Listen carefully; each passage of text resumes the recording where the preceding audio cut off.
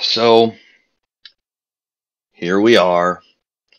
This has been a long time coming, my Tony Hawk Pro Skater 5 review. I've spent the past 2 months training for this game, going back through Pro Skater HD, THPS 4, and even Underground 2. Needless to say, I was pretty psyched for this game. I tried to ignore all the critics, all the doubters, and just focus on the end goal. A sick, new Tony Hawk Pro Skater game that could satiate my desires for ridiculous over-the-top skateboarding, complete with a create a park, online gameplay with friends, new lines, new levels, and of course, that ever perfect soundtrack. So what did months of training get me? Well, disappointment. Pretty much, just mostly disappointment. I booted up the game Monday night. Was greeted with a 7 gig download patch for some reason that couldn't be preloaded like the other one.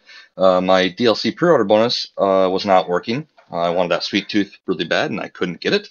A quick realization of limitations on the game, and it pretty much went all downhill from there. So let's dive into this, shall we? Like most Tony Hawk games, you get to choose a pro skater, take them out to shred some sick lines, bail a few times, and hopefully conquer some objectives. So why don't we start with what they got right, because if anything this game is a testament to is simply needing more time to iron out all the ideas they had. You're given a pretty straightforward tutorial teaching you how to skate and the general mechanics of the combo. Here I was introduced to the new slam mechanic, which honestly I must say works extremely well. You hold triangle or Y while in the air to force some extra gravity upon yourself and you fall quicker. This helps in trying not to overshoot jumps, rails, and pretty much anything else. The nice thing is that's the same button as grind, so transitioning the combo is pretty much flawless in this. You go up in the air, you hold the slam button down, you come down while still holding it, and you're right into a grind. It works a lot better than I thought it would, and it feels pretty natural. Robomoto also seemed to nail the campaign mode pretty well. It has you free skating across 8 different maps, during which you can choose to undergo a mission at any time. I really like this actually, because it allows you to explore the level at your own pace, and when you're ready to tackle a mission, you can just jump right into it. Those missions vary from your standard high score to the most obscene of clearing giant beach balls out of a pool, something very strange. And don't get me wrong here, I actually really enjoyed most all the missions. They're challenging, almost always relying on skill and not enough variety across the levels to make it feel like you're not just cranking out the same thing over and over again. Most of the time. I mean, you do see the same objectives in the maps, but, they're different maps, so it mixes it up enough, at least for this type of game. Sadly, however, after 2 points, we're going to have to get a little harsher. Robomoto boasted a flawless transition from free skate lobbies to missions, and while it's easy to start up a mission from your free skate lobby, it is anything but flawless. Countless seconds spent in loading screens have burnt images into my mind. The issue that you're forced into multiplayer lobby, there is no actual solo mode, regardless of the private lobby they think they have. This is actually because when you start the first mission in a private lobby, you're forced back into a public lobby no matter what, and have to deal with the loading screens all over again. A solo offline mode is desperately needed, but in the meantime, just sign on a PSN to have a better experience overall. Signing on a PSN can also help you get over some graphics issues, but we'll get into that in a little bit. And honestly, while most of the missions are pretty challenging, even for most players, the game mechanics make it far worse than it needs to be.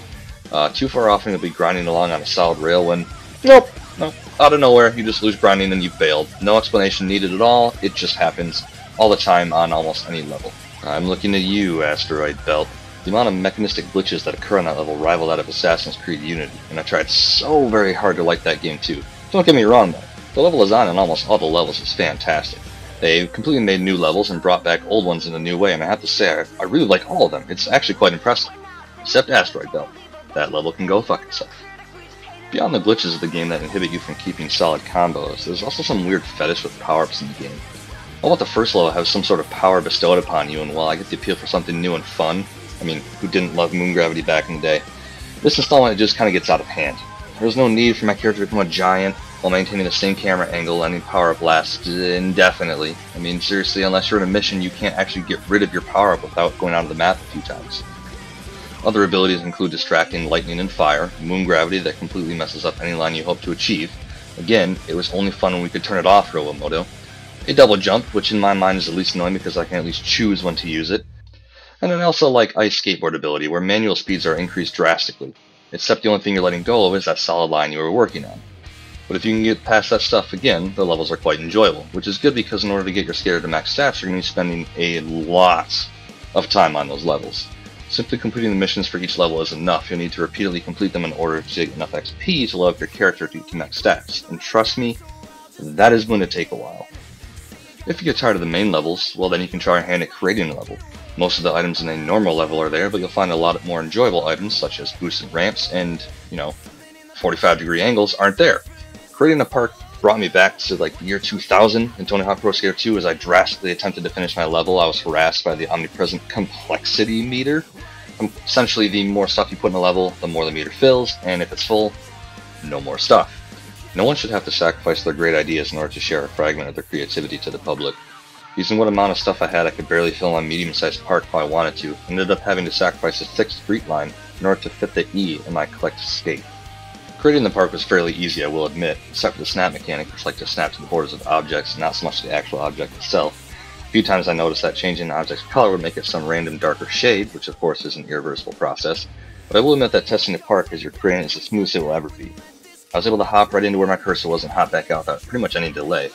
The largest issue, however, is something that should have been resolved back in 2006 with the PS3, and that's the ability to make my own size quarter pipes and rails. Almost every single ramp, rail, and line I wanted to create was simply ruined by quarter pipes not being the right length for a section or rails not lining up properly how they needed them to. This could be simply solved by just adding a quarter pipe and let us use exactly how long we want it to be, not giving us a 10-unit long object and trying to fit it in an 8 or 14-unit space. Almost more infuriating than the actual creating of the park was when I deleted my park on accident. Why did I do this? Well, when you save your park, you save it under a new name every single time, because it can't overwrite what you had. You know, what we were able to do back in 2000. It also creates duplicate saves, yet one of them is a trap. Trying to clear some space, I deleted what I thought was a duplicate of my park, only it wasn't. It was the real park, while a ghost copy remained, and when I booted up my game the next time, my park was completely gone. Speaking of things that are completely gone, let's look at stars of the game. We have the Hawkman himself, Little Hawk, Andrew Reynolds, and a collection of completely new skaters no one's ever heard of, but all seem pretty badass. Oh, but don't worry, we have Lil Wayne. Because who doesn't love a random ass cameo? He has about as much business being in this game as a shark does on a cattle ranch in the middle of Minnesota. Now, I was just going to create my own skater, but I decided to go with Riley. Why? Well, the creator skater has about as much ingenuity as a toddler with a sticker book. Pick a pre-made head, pick a pre-made body, pick a pre-designed board. Congrats, you're done. Don't worry if that was too much pressure for you, because you start out with nothing. Unlocking them takes forever. Most are just different colors or genders of previous models, and while you can buy them, the exchange rate is much worse than going from the US to Europe, because I've been playing the metric fuckton and I don't have enough to buy more than one head or body. Speaking of, I still don't have my PSN pre-order bonuses. As far as pro character customization goes, you're even more limited. Pick an outfit, this one, or this one. Happy? Cool. You don't even get to choose from different boards, and as far as assigning different tricks, well, you can't. A completely pivotal part of any Tony Hawk Pro Skater game is the ability to choose your own special tricks as well as regular tricks. This makes it so that you can adjust your character to your own playstyle. Street player? Awesome. You probably want those high point, flashy flip tricks and a bunch of different special guns. Vert? Sign up for the best air specials you can and give me those low time multiplier boosting flip tricks. No. You get what everyone else gets, except for the specials. Those are assigned on a per character basis, which essentially means that every other character can earn more points than you and there's nothing you can do about it. Of course, it's not like those special tricks register all the time and give you points anyway.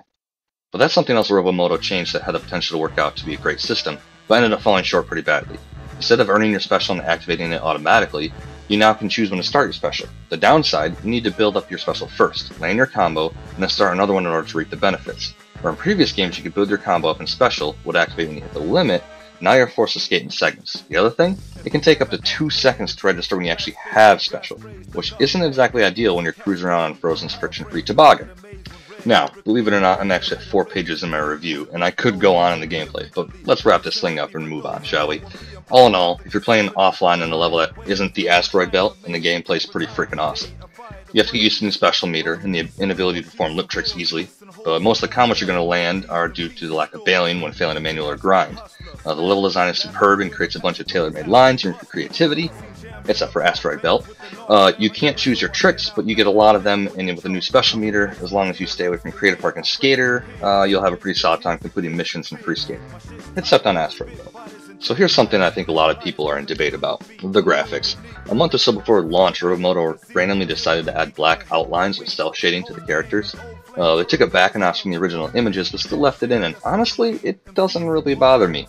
Sure, it seems a little weird, but so does trying to map the face of an actual person into a game, and to be honest, we haven't progressed much further than the horrendous atrocity that was Bam Margera in Underground 2. But the cel shading to me, it kind of fits. This is a game based off of an original PlayStation title. It has that retro feel to it no matter what they do, and the cel shading kind of works with that. It matches the pickups in the game and helps everything kind of pop, so leave it in. I'm fine with it. However, they explained that the reason they added this cell shading was to maintain 60 frames per second at 1080p. Well, that was some bullshit, because I can tell you of a specific location on every single level where it drops to under 30 frames per second reliably, and about half the time when playing it, it definitely isn't sitting in a constant 60 frames per second. Don't even get me started when you're in a lobby with other people, or God forbid a custom park. It seems in every custom park that someone's replaced by a giant beam holding a candle, because all I see are shadows from every single object bouncing around like a baby goat on cocaine.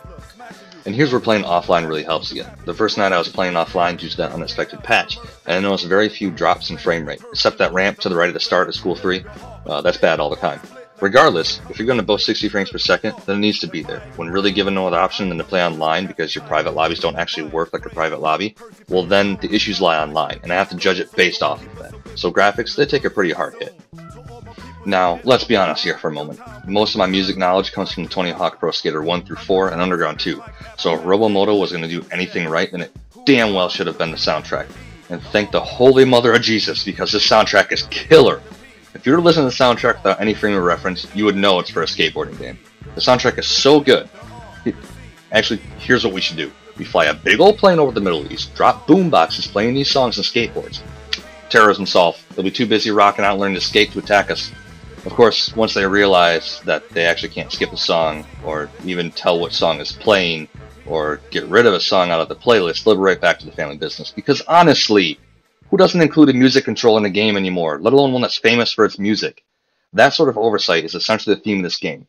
Pretty solid ideas fallen short and butchered until a nice 21-ounce marinated steak becomes the piss-soaked meat scraps from the bone that Ali the Magic Bum inserts into his nostrils to keep his magic powers. Seriously though, that soundtrack. Oh, and everything else is pretty balanced and sounds good too. You know, skateboarding sounds and stuff are good. But who cares? Secrets is the new Superman. Just kidding. Superman will always be the new Superman. Regardless of all the immense fuck-ups this game has brought upon itself, I'm still going to play it a lot. Is it because I spent $60 of my hard-earned money on this beta? A little bit. Is it because I've been wanting a new Tony Hawk Pro Skater game for years, and now that I finally have one, I'm going to milk it for everything it's worth? Yeah, honestly, pretty much that's it. In reality, though, there's plenty to do in this game. The missions are challenging, the maps are great, and there's even online. Well, there's sort of online. Co-op works well enough to use it. Certain missions increase the difficulty if you bring a friend along. However, the online system is practically non-existent. You join a free skate lobby and go to create a game type, whether it be Trick Attack, Deathmatch, which is a projectile fighting style game, King of the Hill, Combo Mambo, or Graffiti. What? There's no graffiti. And no horse either. It's like they don't want us to play online. Which totally makes sense, because as far as I can tell, in order to actually play online in the game against other actual players, you have to create an inception lobby. That is, a lobby within a lobby, and expect people to join up on you after getting the smallest indication of an invite to join said lobby. Needless to say, I can't tell you how the online works with more than 2 people, because after hours of trying, I haven't been able to play a single game against other people. All in all, if they fix this game, it has the potential to be an amazing game. Where it stands right now, though, I give it a 5.25 out of 10. It's going to take a lot of fixing to get this game right. So in order to help that, I've compiled a list of everything that needs some serious attention in the game, because honestly, I want this game to be a success. I've played and enjoyed Tony Hawk Pro Skater HD by Robomoto, and I thought with some extra funding and attention they could really do something. Maybe they just need more time. Anyway, here we go. Let's hope they're listening. 60 frames per second, special meter activation, trick selection, character customization, create a skater, everything, board customization, create a park limits, create a park shadows, create a park mechanics, create a park materials, create a park saving, create a park searching, create a park rating scale, music selection, music notifications, asteroid belt, power up, power down, giant skater power up camera angle, lip tricks registering, king of the hill starting crown, graffiti, horse, online lobbies, online game mode lobbies, grinding mechanics, randomly stopping, stat point grind to level infinity, that stuttering around the ramp on Spool 3 at the beginning over there on the right, asteroid belt, offline mode, my damn pre-order bonus. It's pretty reliable. Unless, of course, you just fucking stop grinding in the middle of the goddamn space. I want to die.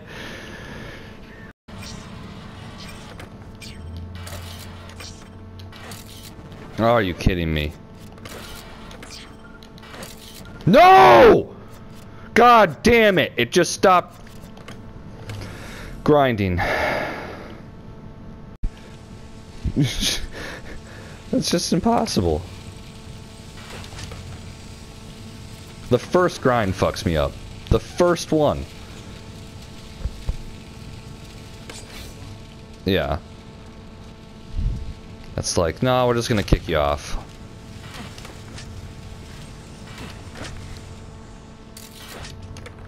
I literally could not grind anything in there. All these. And that's probably what happened too, yeah. I mean, part of it. The other part is I don't think they're okay, I can't do this. I can't do this. Why? I'm so slow. Oh, we're just crawling along. I think the longer you have it, the slower you go. Woo! Whoa! We gotta go! The coppers are on us! Oh god! Go! Go! Go! Oh no! Oh god! Oh, I'm dead.